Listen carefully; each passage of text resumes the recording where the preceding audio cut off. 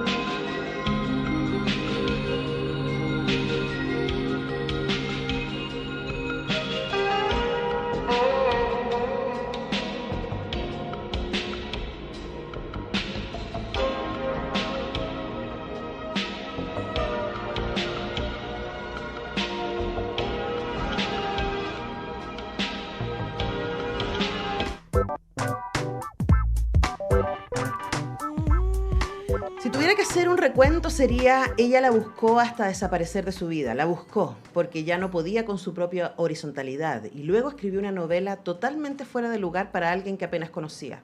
¿Eso es el arte? ¿Es locura? ¿O una mezcla de todas las anteriores? Ejercicio galopante de asomarse por una mirilla y ver el universo completo en tu corazón amarrado. La felicidad se desprende de cada letra escrita y mis huesos ahora cantan de nuevo. El yo se me escapa y somos solo un tú enorme y torpe que se mueve en la pieza oscura llena de espejos. Termino estos apuntes sin antes ni después. Necesito verte y explicarte cómo sigue la historia. Una novela sobre las ballenas, te expliqué una vez. Pero que se hace una novela sobre algo que nos fue transformando, anoto.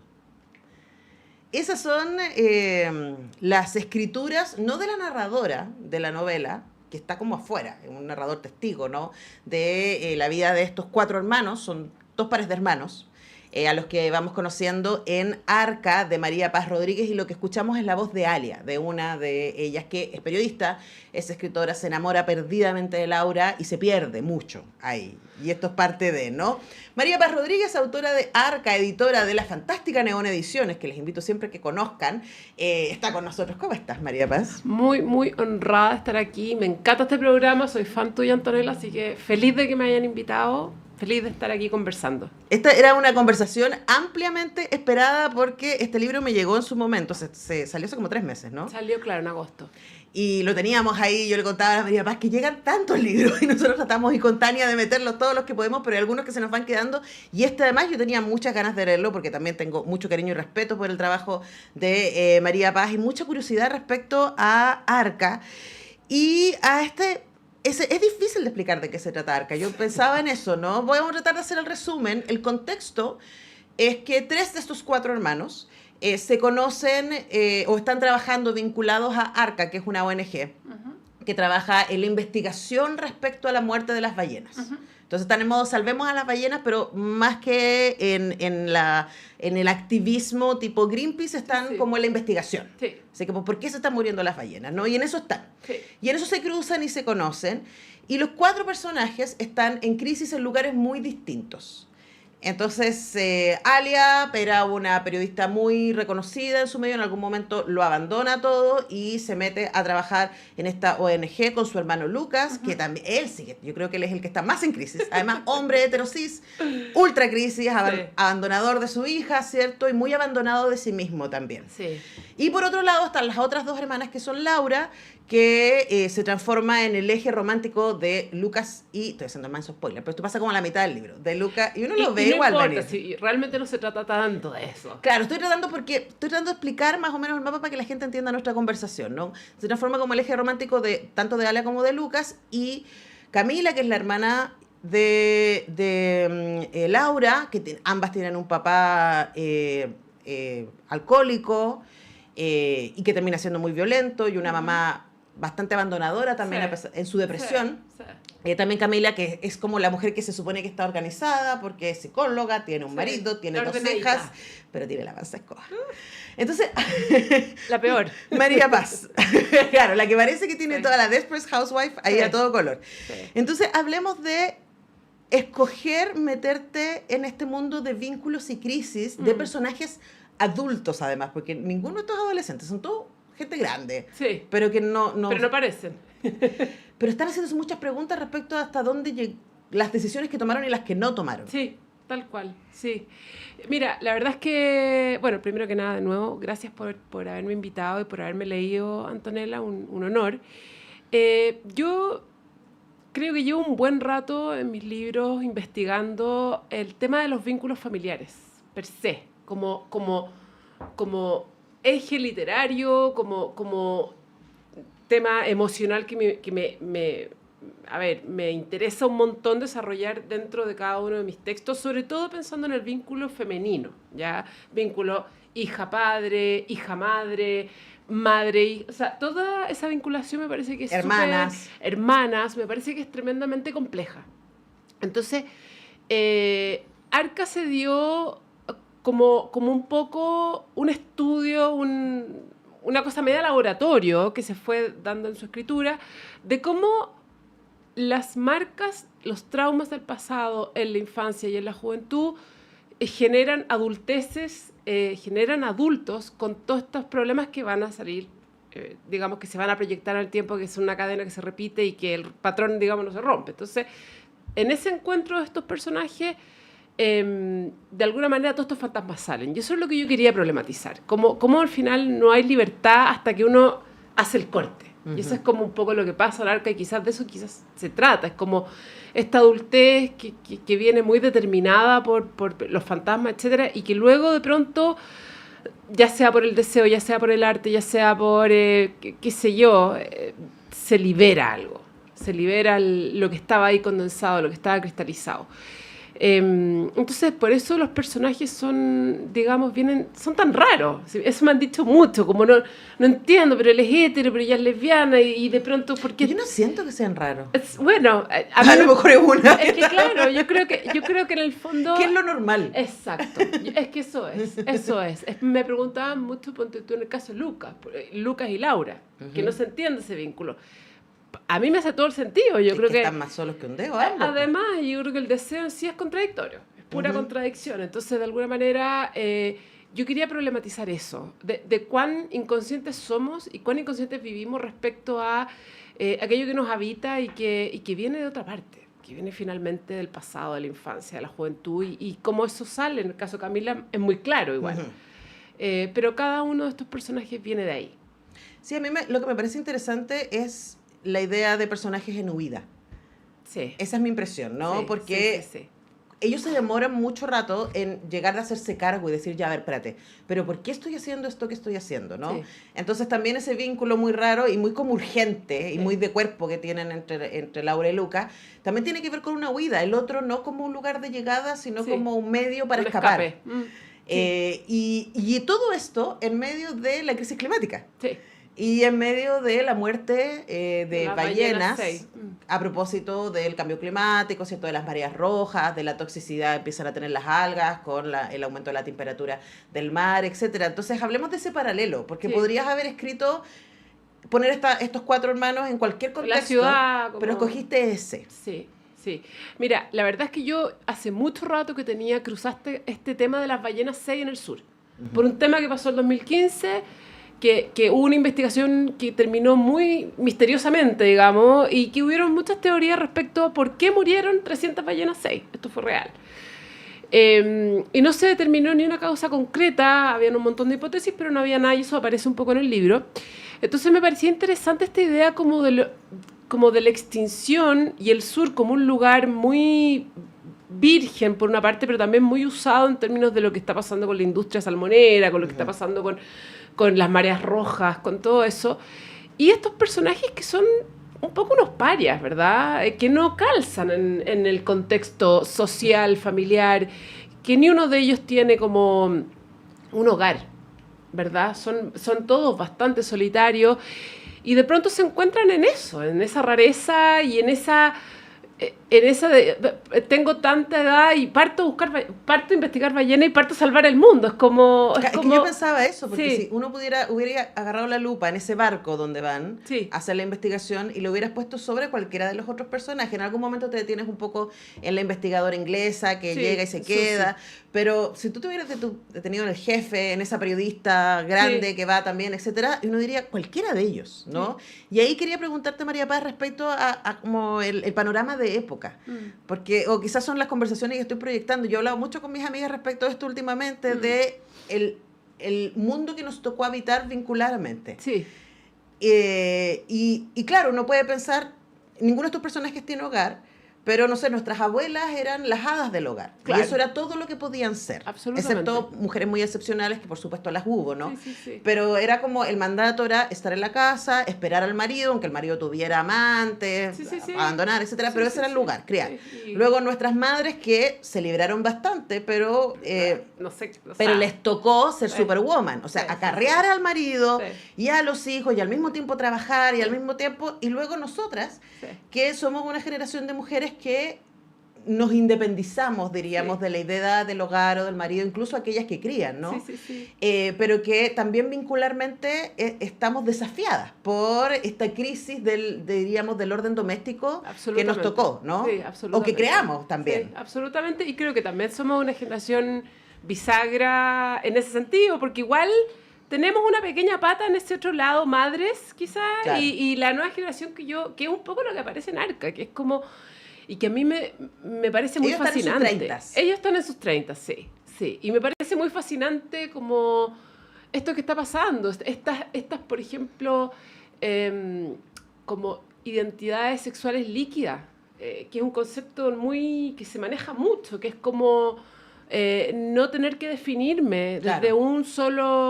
desde una sola identidad, no tener que calzar, no tener que casarme, no tener que a lo mejor ser madre o padre o lo que sea. O tener un trabajo para toda la vida. Exacto, hacer algo que realmente me parezca como que tenga un sentido, por ejemplo, como ni uno de estos personajes está en el sistema, realmente, en el sistema que conocemos nosotras. Entonces, me parecía interesante trabajar como con esa generación, ese mundo, tanto en la ciudad, y estoy pensando el centro, estoy pensando este centro lleno de inmigración, ¿verdad? Lleno de estos jóvenes, que a mí, bueno, no sé, a mí me toca mucho atender en ferias del libro, Antonella. Entonces, yo me siento a observar, ¿cachai? El mundo de la tribu urbana. El mundo de la tribu urbana, que es como un deleite para mí. Entonces, quería ser parte de eso, este libro. Y por otra parte, también que ese mandato igual está. O sea, igual está. Y lo vemos en el caso de Camila. Camila es alguien que cumplió todas las reglas, que quiso hacerlo bien, que no se salió de la fila, y así todo igual se desarma. La adultez es compleja en eso. Es como igual nos gana la mano. Ahora, quizás eso es lo interesante, ¿no? Porque cuando tú dices, igual tenemos una pata en la generación anterior, yo creo que tenemos una pata todavía en la idealización y el mandato. Absolutamente. De que, pucha, fallé porque no tuve esa familia, ¿no? Sí. O fallé porque no soy esa persona que se supone que debería haber sido. Entonces hay una culpa, le pasa a ellas con su papá. Sí, claro. Y con su mamá, y son los dos muy abandonadores a su modo, Claro. ¿no? Negligentes. Sí. O sea, Sí. vamos a irnos enterando en la Sí, novela, sí, los sí, niveles sí. de negligencia Sí, de los sí. papás. Y claro, y está al mismo tiempo esta culpa de no encajo porque efectivamente existe un encaje, ¿no? O sea... Está claro. muy claro cuál es el estándar y yo no estoy llegando al estándar. Absolutamente. Y puedo inventar un estándar, que también es la otra parte. Que Pero eso yo siento que es lo que están haciendo las nuevas generaciones. Exactamente. O sea, generar familias, generar tribu desde lo que me hace sentido, desde la conexión, desde, en este caso, desde el arte, desde esta sensibilidad respecto al medio, respecto a, no sé, en el caso de Arca, las ballenas. Como que al final eso es lo que mueve a estos personajes. Y creo que el encuentro ahí, si bien es muy emocional, pero está muy ligado a sus heridas, está muy ligado a la carencia, está muy ligado a esa cosa misteriosa que es el deseo, porque al final Laura, si bien, claro, es el objeto que ambos aman, pero es otra cosa más también, ¿verdad? Es algo más que tampoco es definible y que siempre está en fuga. Entonces, Es que yo creo que ese es el atractivo. es que, exacto, porque no es tan real tampoco. Claro, porque es pura proyección. Exacto. Y además cuando estás amando desde la herida, no estás viendo al otro. Absolutamente, es un espejo. Claro, entonces estás buscando lo que el otro puede sanar, es como lo que leí de este texto de Alia, ¿no? Claro. O sea, como estás buscando al otro, y es muy bonito lo que tú escribes respecto al Damon entre ellas, ¿no? Sí, sí. Que ella no la busca, o sea, busca a Laura, pero no busca a Laura porque quiere estar con Laura, busca aquello que aparece cuando ellas están juntas. Absolutamente. ¿Y qué es esa cosa tan terrible de este romanticismo explosivo, ¿verdad? Que ese deseo, esa como ensoñación, que yo la ligo mucho al arte, la ligo mucho a la escritura, la ligo mucho como a cuando uno está en un estado creativo, esa pulsión creo que te la da eso, o sea, como esa sensación de decir, ya, es como una versión de uno mismo que, no sé, que es como superior en cierta forma, no sé si superior es la palabra, pero es muy emocionante. es muy, exacto. Es como muy esta frase, ¿no? De que cuando uno se enamora ve el mundo a colores. Sí, pero es que eso es. Y por eso hay tanta gente que le gusta ese momento. Sí. El enamoramiento más que el como, ok, luego ya. Y después de que se Y acaba todo muere. la serotonina, ¿qué hacemos, no? Y después todo muere. Bueno, estamos conversando con María Paz Rodríguez a propósito de su más reciente libro, Arca. Y como decíamos, este libro salió en agosto y por lo tanto ya ha tenido lectura, ya ha tenido feedback. Y quería preguntarte en ese sentido, María Paz, para terminar, ¿qué es lo que a ti más te ha sorprendido del retorno que te han dado los lectores y lectoras de Arca? Mira, es que hay de todo. Yo creo que claro, que es un libro que igual tiene su rareza. ¿ya? A diferencia quizás de mis otros libros, que son quizás un poquito más clásicos en términos de estructura, a lo mejor, o de tipo de personaje. Pero ha llegado bien, o sea, como que me han dicho mucho que pensaban que iban a leer un libro y leyeron otro libro. Que pensaron que era un libro de ballenas, pero que resulta que era muchísimo más denso, muchísimo más existencial, por decirte, Sí. o qué sé yo, filosófico, lo que sea. Que esta idea de la novela de las ballenas, que es un poco como se vendió, ¿cachai? Claro. Entonces, La portada está preciosa, hay que decir. gracias. Amo la portada. Sí, la verdad es que el equipo Planeta se pasaron. Bueno, hay que decir, y para cerrar también, publicar en Tusquets no es obvio, y en los últimos años son 2 o 3 autoras chilenas que han logrado entrar a la colección Tusquets, que aunque hoy día sea del conglomerado Planeta, sigue Sí. siendo una editorial de altísimo prestigio. Sí. ¿Cómo sientes tú también ese reconocimiento? Mira, yo estoy... A ver, estoy contenta, sí, pero más que eso, Antonella, estoy muy contenta de haber trabajado con la editora que trabajé. ¿Quién Porque es? Para la mandarle un beso. Josefina Lemparte, seca. La verdad es que ella fue un tremendo impulso para este libro porque ella fue una parte creativa, me hizo ver cosas en un momento muy enredado de su escritura y fue muy un faro dentro de... Un faro para que la ballena no se perdiera. Exacto, la ballena estaba varada, así que para sacar a la ballena de la playa. Y entonces valoro eso, yo creo que el trabajo con los editores, con las editoras, es tan importante y no se habla nada de eso. Por eso queríamos nombrarla. ¿Cachai? Claro. Para mí la José está en este libro, se lo voy a agradecer siempre.